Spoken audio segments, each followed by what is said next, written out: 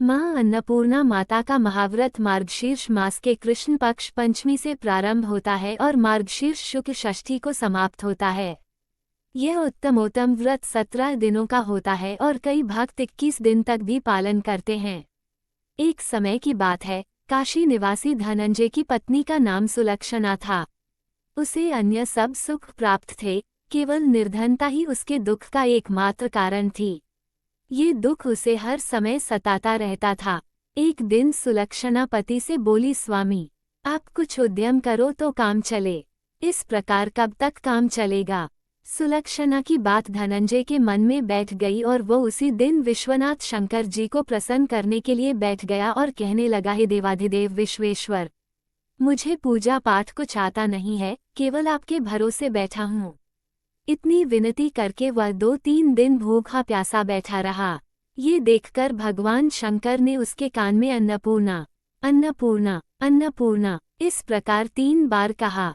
ये कौन क्या कह गया? इसी सोच में धनंजय पड़ गया कि मंदिर से आते ब्राह्मणों को देखकर पूछने लगा, पंडित जी अन्नपूर्णा कौन है? ब्राह्मणों ने कहा, तू अन्न छोड़ बैठा है, सो तुझे अन्न की ही बात सूझती है। जा घर जाकर अन्न ग्रहण कर। धनंजय घर गया, स्त्री से सारी बात कही। वह बोली, नाथ चिंता मत करो, स्वयं शंकर जी ने यह मंत्र दिया है, वे स्वयं ही खुलासा करेंगे, आप फिर जाकर उनकी आराधना करो। धनंजय फिर जैसा का तैसा पूजा में बैठ गया। रात्रि में शंकर जी ने आज्ञा दी और कहा, तू पूर्व दिशा में चला जा। वह अन्नपूर्णा का नाम जपता जाता और रास्ते में फल खाता, झरनों का पानी पीता जाता। इस प्रकार कितने ही दिनों तक चलता गया। वहां उसे चांदी सी चमकती वन की शोभा देखने में आई, सुंदर सरोवर देखने में, या उसके किनारे कितनी ही अप्सराएं झुंड बनाए बैठी थीं। एक कथा सुनती और सब मिलकर मां अन्नपूर्णा इस प्रकार बार बार कहती थीं। यह अगहन मार्गशीर्ष मास की उजेली रात्रि थी और आज से ही व्रत का आरंभ था। जिस शब्द की खोज करने वह निकला था, वह उसे वहां सुनने को मिला।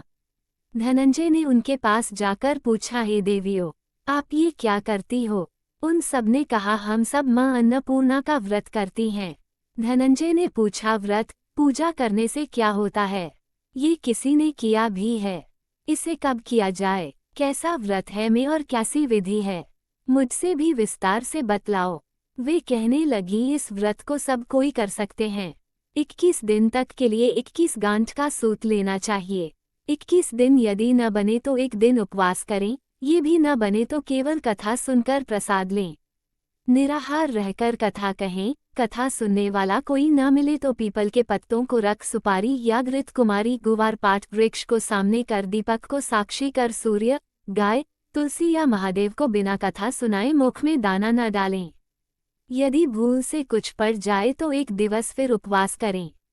व्रत के दिन क्रोध न करें और झूठ न बोलें। धनंजय बोला, इस व्रत के करने से क्या होगा? वे कहने लगी, इसके करने से अंधों को नेत्र मिले, लूलों को हाथ मिले, निर्धन के घर धन आए, बांझी को संतान मिले, मूर्ख को विद्या आए। जो जिस कामना से व्रत करे, माँ उसकी इच्छा पूरी करती है।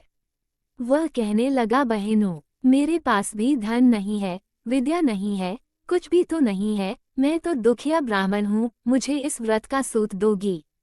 हाँ भाई, तेरा कल्याण हो, हम तुम्हें अवश्य देंगी, ले इस व्रत का मंगलसूत्र ले। धनंजय ने व्रत किया। व्रत पूरा हुआ, तभी सरोवर में से 21 खंड की सुवर्ण सीढ़ी हीरा मोती जड़ी हुई प्रकट हुई। धनंजय जय अन्नपूर्णा अन्नपूर्णा कहता जाता था। इस प्रकार कितनी ही सीढ़ियां उतर गया तो क्या देखता है कि करोड़ों सूर्य से प्रकाशमान अन्नपूर्णा का मंदिर है। उसके सामने सुवर्ण सिंहासन पर माता अन्नपूर्णा विराजमान है। सामने भिक्षा हेतु शंकर भगवान खड़े हैं। देवांगनाएं चावर डुलाती हैं, कितनी ही हथियार बांधे पहरा देती हैं। धनंजय दौड़कर जगदम्बा के चरणों में गिर गया। देवी उसके मन का क्लेश जान गईं।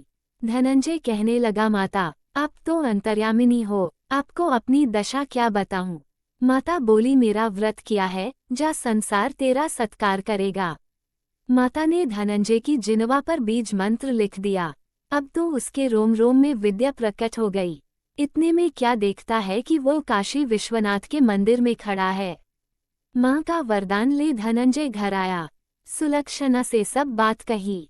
माता जी की कृपा से उसके घर में संपत्ति उमड़ने लगी। छोटा सा घर बहुत बड़ा गिना जाने लगा। जैसे शहद के छत्ते में मक्खियां जमा होती हैं, उसी प्रकार अनेक सगे संबंधी आकर उसकी बड़ाई करने लगे।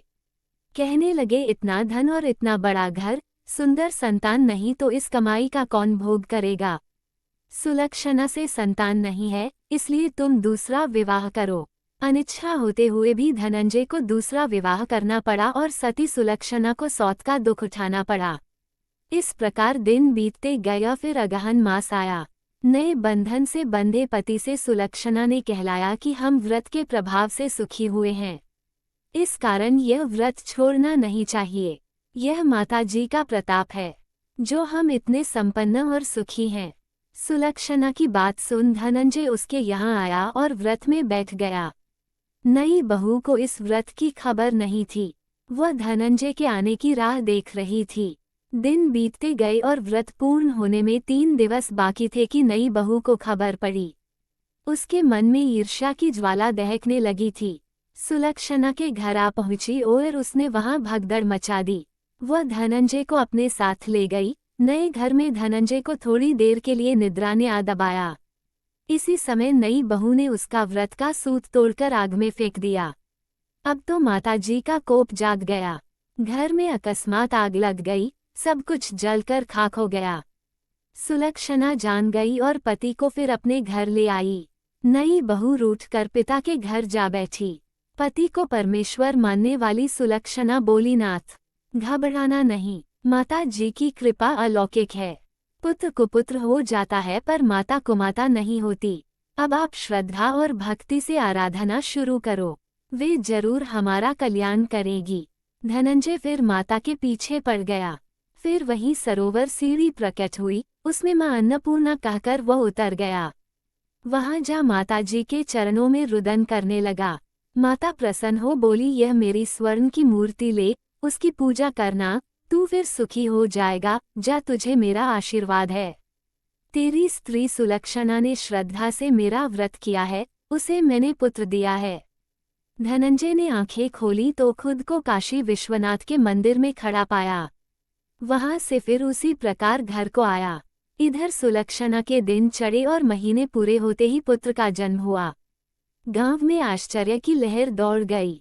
इस प्रकार उसी गांव के निसंतान सेठ के पुत्र होने पर उसने माता अन्नपूर्णा का मंदिर बनवा दिया। उसमें माता जी धूमधाम से पधारी, यज्ञ किया और धनंजय को मंदिर के आचार्य का पद दे दिया। जीविका के लिए मंदिर की दक्षिणा और रहने के लिए बड़ा सुंदर सा भवन दिया। धनंजय स्त्री पुत्र सहित वहां रहने लगा। माता जी की चढ़ावे में भरपूर आमदनी होने लगी। उधर नई बहू के पिता के घर डाका पड़ा, सब लुट गया। वे भीख मांगकर पेट भरने लगे। सुलक्षणा ने ये सुना तो उन्हें बुला भेजा, अलग घर में रख लिया और उनके अन्न वस्त्र का प्रबंध कर दिया।